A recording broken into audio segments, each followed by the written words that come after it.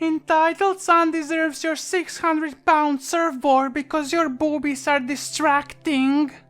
So I'm a surfing instructor mainly during holidays. I do some in the off season, but there isn't much demand for it, and I surf in my free time too.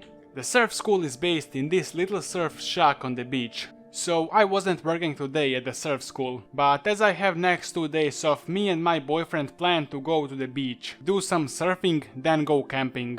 Because it was hot out, I opted for wearing my wetsuit on my lower half, folded below my waist so it was only covering my legs and butt, and my bikini top. Some of my co-workers at the school saw me and waved me over, so my boyfriend went ahead while I went to speak to them in the shack. There were only 2 of them in there, and the 3 of us started talking. I kept surfing under my arm while I said hi and did some catching up, and we were talking for a bit until we were interrupted.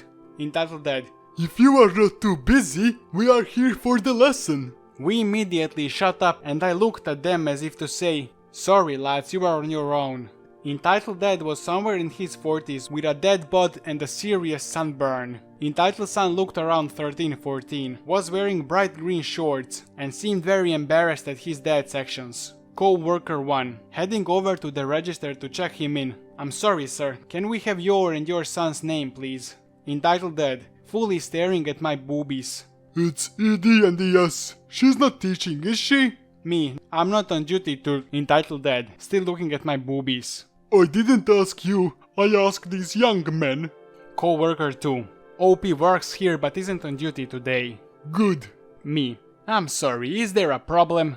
Just don't want anything distracting Entitled Son. He wants to do well here. He needs to focus. Me, I assure you I am nothing but professional, but as co-worker 1 and co-worker 2 are the instructors for his first lessons, they tend to stick with their class until the end of the course. Co-worker 1, is there anything else we can help you with before the session begins? Entitled Son mutters something to Entitled Dad. Entitled Dad: Yes, Entitled Son wants a board like hers. He hates orange, he likes green. Me, sorry sir, but this is my board that I brought from home. It's a Prizel Gremlin and you're welcome to purchase your own, but it's probably best that Entitled Son learns to surf before you spend 600 pounds on a surfboard. 600 pounds? I'm not paying that. You said you work here. You have to help us. Just give Entitled Son your board, even just for this session.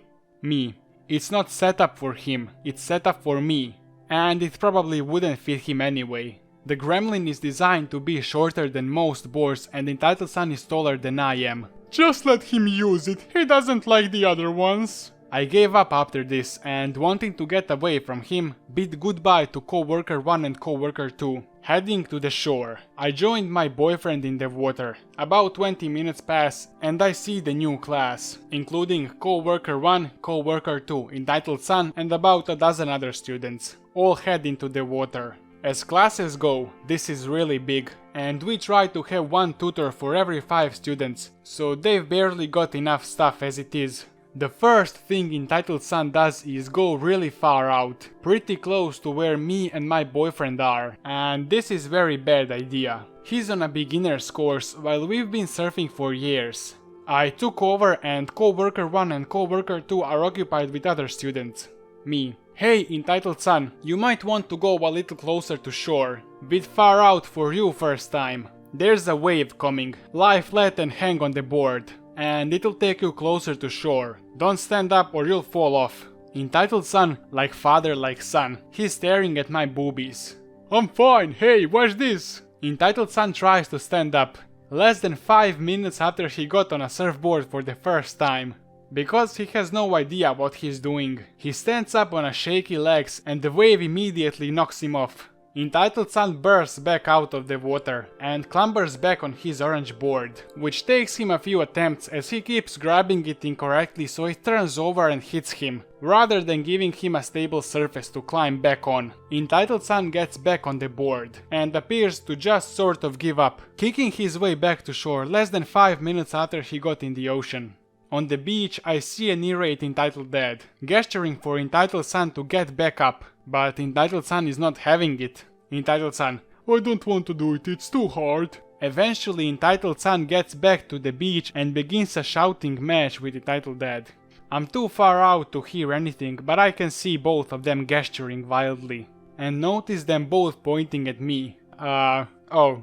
I see coworker 2 head more towards the shore, meaning coworker 1 has been left with about 13 kids to supervise. Coworker 2 gets close, staying in the water and near the students, but close enough to talk to Entitled Dad and Entitled Son. This is what coworker 2 said happened. Entitled Dad: I told you not to get distracted. Entitled Son: She distracts me. I knew it. I knew she would be a problem. Coworker 2: Is there an issue here? Entitled Dad: That girl distracted Entitled Son. I demand a payback. Note: I think by payback he meant compensation, but just didn't think to use the word or something. Coworker 2: OP is an instructor here. I assure you, if she said anything to Entitled Son, it was helpful advice. I arrived in the shallows and stood, holding Surfy under my arm. Me: Is there a problem? Entitled Dad: You distracted him. You're why he fell. Me: I saw Entitled Son was too far out for a beginner who'd been on a board 5 minutes, so I suggest he goes back. I told him to lie flat and use the wave to get back, and told him not to stand. Entitled Dad: You distracted him. This is your fault. Coworker 2: Look, clearly there's been a crossed wire here. Entitled Dad: Clearly, we demand payback. Me: Sir, with all due respect, I did nothing to distract Entitled Son. I gave him some advice as he'd clearly gone way too far out. That's all. Entitled Dad: Bullcrap. If you just put your boobies away, he would have been fine out there, but you distracted him. Me: So you're saying my appearance was why Entitled Son fell off his board? Not the fact that he went too far out after being advised against it, and then tried to stand up after being told to lie down. I was the problem here? We demand payback. Coworker 1: Sir, there are children nearby. If you lower your voice, we can offer you a free session. But this really was not OP's fault. Entitled Dad, finally lowering his voice: Not good enough. What do you want, Entitled Son? Entitled Son is just sort of looking at the ground. His whole face bright red. I almost feel bad for the kid, until he says this. Entitled Son: The board? You hurt him. Hand it over. He starts snapping his fingers, like him clicking will make me give it to him. Me: Fine, that'll be 600 pounds. Entitled Dad: This is all your fault. We're not paying you crap. Me: No, this is mine, and it's meant for people who are at intermediate or advanced level, not a newbie. Not only would the board not fit him, but the fin setup would just lead to him falling off again. Plus, I didn't actually do anything wrong here. We're the customer. The customer is always right. It's all your fault anyway. So give us the damn board. Boyfriend: Finally getting in. Yo, this is gonna be good. Yo, can't wait. Babe, you ready to go? Me: Looks at coworker 2, who gives me a nod as if to say, I got this. Yup, let's go. We walk away, leaving an irate Entitled Dad behind us and Entitled Son looking equal parts indignant and respectful. Coworker 2 texted me saying that after we left they realized they weren't getting the board and took the free session voucher, but not before asking for manager's contact info, which coworker 1 gave them after telling the manager what happened. Entitled mother angry after her son's surgery gets cancelled cause she didn't follow any protocol.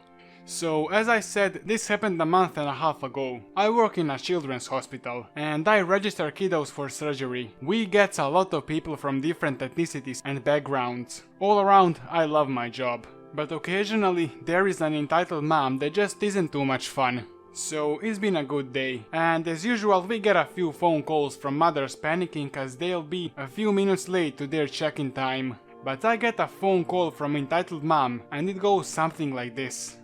Me: Same day surgery, this is me. Hi, yeah, I'm letting you know that we're not gonna be there until 11 AM. I'm not waiting an hour for my kid to go back to surgery. I failed to mention they have patients check in about 1.5 hours before their surgery for the pre-OP nurses to get vitals, doctors and anesthetists to come and talk to them beforehand. And also, kids are supposed to be NPO, nothing by mouth, so as to not put them at any risk with the anesthesia and such.